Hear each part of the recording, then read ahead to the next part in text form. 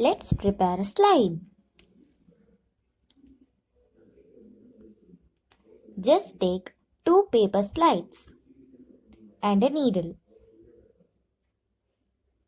I am cutting a piece of leaf for the microscopic view.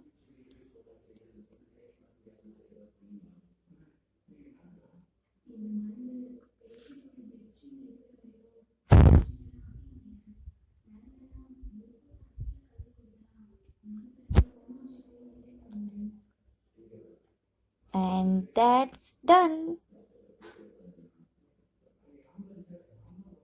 Now, take your cover slip. Just take your cover slip and place the cutted part of the leaf on the cover slip, like this.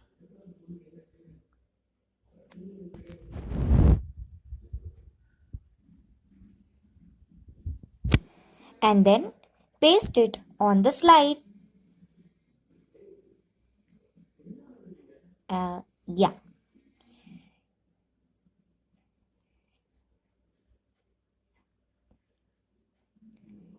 Done.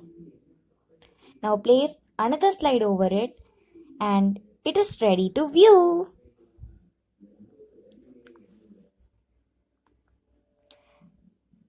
This is how to place inside a foldscope.